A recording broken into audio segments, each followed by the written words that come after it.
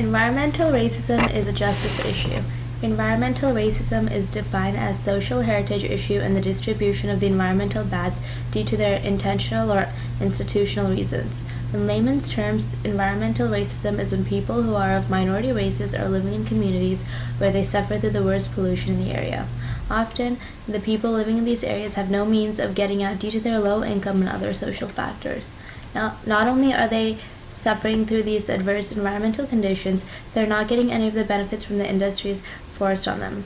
These industries also lower the value of their homes and create further economic insecurity for the individuals living in these areas.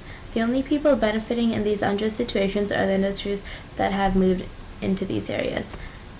In these cases, the governments often value production over the livelihood of some of their citizens.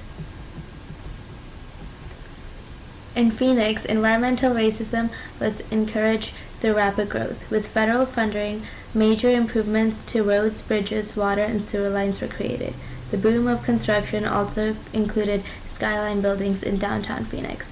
Due to an aggressive annexation policy established in the 1930s to promote rapid demographic growth, the city gained metropolitan district status. This rapid urbanization continued into the 1970s. This push for growth adversely affected many minority residents. The industry that accompanied this expansion came at the expense of the residents in modern South Central Phoenix. In the 1870s, a railroad was built across the Phoenix area. This physically separated the wealthier North Phoenix and the primarily minority populated South Phoenix. The industry brought up by the railroad ended up turning Phoenix into a warehouse district that included meat packing and rendering plants, foundries, ice factories, flour mills, brick factories, and food processing facilities, giving the district a durable industrial presence. While the railroad industry is on the decline, in the 1960s, the two intra-urban freeway systems we built across the South Central Phoenix, creating more population for residents. Shortly after Phoenix Sky Harbor International Airport was built, both have promoted wholesale removal of entire minority neighborhoods, environmental contamination, industrialization, and the neighborhood decline in South Phoenix into the current era.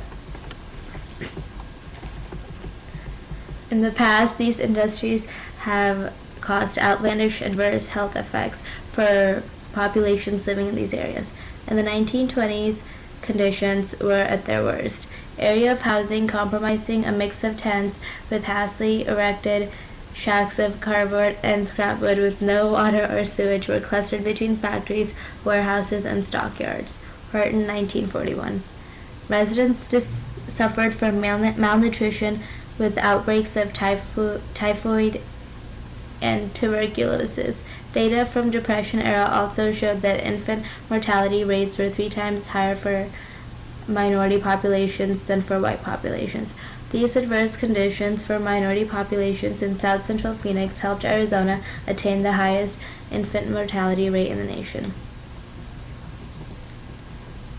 The adverse conditions in South Central Phoenix are not as severe today as they were in the Depression era.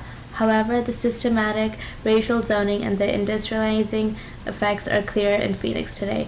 Few resources today are being directed towards rehabilitating South Phoenix and mitigating industrial hazards in its neighborhood, reinforcing a century-long pattern grounded in racial expulsion and class privilege. Phoenix has the highest economic losses from high school dropouts, but it also is affecting surrounding areas like Gilbert. Some companies located in South Central Phoenix have been operating without licenses and are illegally dumping in the area, blatantly ignoring regulations and fines issued by the city, county, and federal agencies. Not only is it blatant racism in Phoenix's history morally wrong, it has created adverse economic, health, and safety outcomes for all residents in the surrounding areas. The industrial zones still exist and are putting out extreme amount of pollution that affect all of Arizona. Created using Powtoon.